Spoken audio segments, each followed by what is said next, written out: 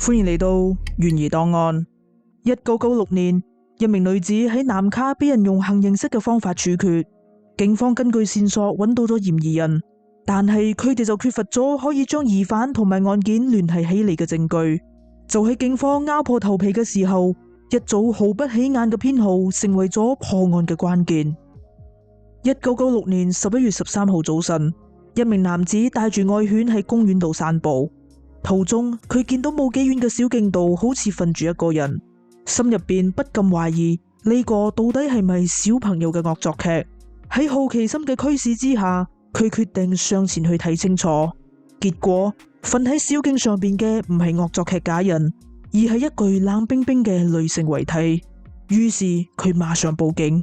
警方到達現場之後，只係見到死者嘅頭髮被血液浸濕，面部向下咁瞓咗喺小徑度。佢嘅頭部有3處槍傷，係俾人以行刑式嘅方法處決噶。死亡時間為前一晚嘅9點至凌晨12點左右，而兇器就係一支.38口徑嘅手槍。佢嘅膝頭哥有擦傷，絲襪被勾爛，右腳嘅鞋唔見咗，生前並冇遭到性侵。指紋比對證實咗死者係30歲嘅 Virginia。警方只係喺現場發現咗2隻彈頭，並冇揾到第3隻彈頭。呢一點令警方懷疑兇手係喺另一個地方先對 Virginia 開咗一槍，跟住將佢帶到呢度，再喺佢嘅頭部補多2槍。另外，警方亦都喺現場發現咗 Virginia 嘅手袋、銀包同埋2個空嘅 Michelob Light 酒樽。佢嘅銀包入邊只係剩低2美元嘅硬幣。根據 Virginia 屋企人嘅講法， Virginia 嘅銀包經常都會放住大量嘅現金，所以警方認為兇手嘅目的係劫財。Virginia 嘅屋企人表示，佢係一位清潔女工，平時通過電話接單，再去到客戶嘅屋企度進行清潔工作。Virginia 喺11月12號，亦即係尋晚，喺收到 call 之後就出門口工作啦。估唔到今日就收到咗佢嘅噩耗。背景調查顯示， Virginia 曾經因為醉酒駕駛導致他人死亡而坐咗6年監。不過 Virginia 並唔係一位清潔女工，而係一位應召女郎，亦即係話佢嘅每一位客戶都有可能係嫌疑人。之後，警方喺距離 Virginia 伏屍地點大約3.2公里外嘅廢棄停車場度發現咗佢架車，車入邊被大量嘅血跡覆蓋。經過檢測之後，證實咗呢啲血跡都係屬於 Virginia 噶。另外，警方亦都喺車入邊發現咗 Virginia 嘅另一隻鞋、1隻彈頭同埋1支未開封嘅 Michelob Light 啤酒。呢個品牌同喺伏屍地點發現嘅啤酒品牌一樣。警方推斷 Virginia 當晚同兇手喺車入邊飲酒，跟住兇手對 Virginia 嘅頭部開咗1槍，將佢拉落車之後再補多2槍。作案之後，兇手拎走咗 Virginia 銀包入邊嘅現金，再去到停車場棄車。之後，警方調查咗 Virginia 嘅 call 機記錄，發現佢喺前一晚嘅8點54分收到咗最後一條訊息，而 call 佢嘅人就居住喺當地嘅一棟公寓度。公寓嘅主人叫做 Richard， 27歲，佢係一間魚缸清潔公司嘅老闆，冇任何犯罪記錄。於是警方即刻帶住搜查令嚟到咗 Richard 嘅公寓進行搜查。佢哋喺公寓度揾到咗一支屬於 Richard 嘅.38手槍，經過彈道測試，證實呢支槍就係殺死 Virginia 嘅兇器。佢哋亦都喺櫃桶度揾到咗一本被撕咗幾頁嘅電話簿，而被撕咗嘅嗰幾頁咁啱就係應召女郎服務嘅電話號碼。另外，佢哋亦都發現咗一對沾有血跡嘅 boot， 經過檢測之後，證實血跡係屬於 Virginia 噶。喺審訊室， Richard 否認咗自己係兇手。佢表示佢唔認識 Virginia， 亦都從來冇見過佢。案發當晚，佢一直都留喺公寓度冇出門，但係就冇人可以幫佢做證。之後佢俾出咗一個當時令警方覺得好荒謬嘅講法，一定係有人拎咗佢支槍，着咗佢對 boot， 並喺作案之後將啲嘢擺翻原位，然後再嫁禍俾佢。而呢個人好有可能就係佢嘅朋友 Roy。Richard 表示 Roy 因為冇錢交電費而被當局斷電，所以就暫時喺佢嘅公寓度住。警方對 Roy 一啲都唔陌生，佢係一位癮君子，喺警局有厚厚嘅案底。從青少年時期開始就因為偷竊而不斷出入監獄。經過調查之後警方認為 Richard 可能真係冇講大話，因為喺案發嘅3日之前，當地就發生咗一單類似嘅案件。當時一位應招女郎嚟到咗一棟公寓，準備同一位自稱係 Daniel Davis 嘅客人見面。女子進入公寓之後，入邊黑麻麻，只係依靠燭光照明，睇起嚟 Daniel 係一個浪漫嘅人。突然之間，Daniel 喺後邊用刀威脅女子，並性侵咗佢。喺俾女子離開之前，Daniel 拎走咗佢嘅300美元現金，並命令佢唔可以望返轉頭。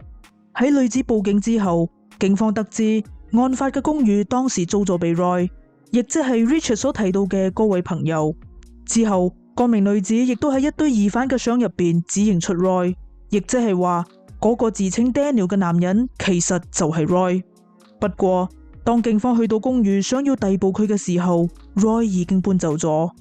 巧合嘅係 ，Roy 嘅公寓入邊亦都有3支 Michelob Light 嘅啤酒。鑑證人員嘗試喺伏屍地點嘅空酒樽度採集指紋同埋唾液樣本，但係最後都係無功而返。法醫之前喺 Virginia 嘅身上發現咗一條頭髮，可惜上邊並冇髮根，所以冇辦法進行 DNA 比對。不過經過分析之後，專家認為比起 Richard， 呢條頭髮屬於 Roy 嘅可能性比較大。除此之外， Roy 嘅一位朋友亦都同警方講， Roy 曾經邀請過佢一齊參與打劫同埋性侵應招女郎嘅計劃，不過佢果斷咁拒絕咗。直到目前為止，公寓入邊嘅證據都指向咗 Richard， 但係佢就冇任何作案動機。相反， Roy 有作案動機，但係就冇任何實質嘅證據可以證明佢同案件有關。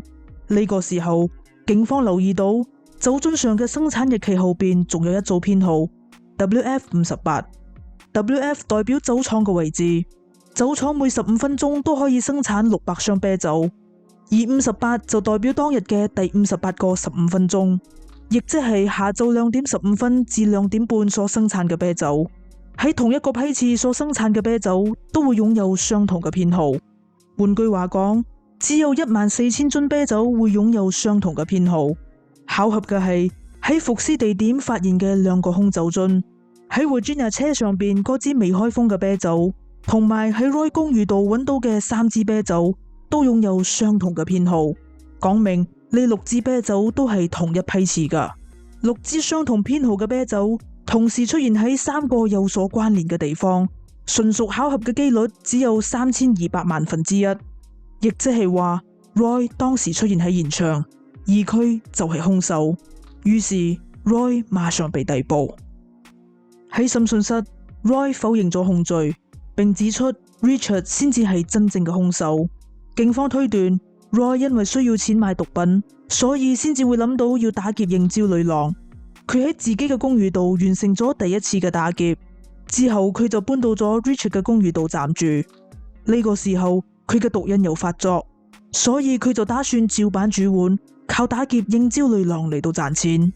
打咗電話約好時間之後， Roy 拎咗 Richard 支槍，着咗佢對 boot， 並拎咗3支喺自己公寓度帶嚟嘅啤酒，等待獵物送上門。呢一次接到單嘅係 Virginia， 佢揸住自己架車嚟接 Roy。上車之後，佢哋去到咗一座公園，並坐喺車入邊飲酒。警方相信 Roy 同 Virginia 之前應該見過面，為咗唔俾 Virginia 有機會指證自己， Roy 把心一橫，開槍將 Virginia 擊斃。喺拎走現金、汽車之後， Roy 就將 Richard 支槍同埋對 boot 放返原位，將命案嫁禍俾佢。但係佢點都估唔到，啤酒上嘅編號會成為指證佢嘅鐵證。1997年11月，Roy 被控1級謀殺罪名成立，判處終身監禁，不得假釋。3年之後， Roy 提出上訴，不過最終都係被法庭駁回。根據南卡懲教處嘅資料， Roy 已經多次違反咗監獄嘅規則，包括擁有手機同埋毒品等。呢啲違規行為亦都令佢喪失咗探視權同埋使用電話同電視嘅權利。目前已經52歲嘅 Roy 仍然被關押喺 Perry 懲教所，並繼續喺入邊製造麻煩。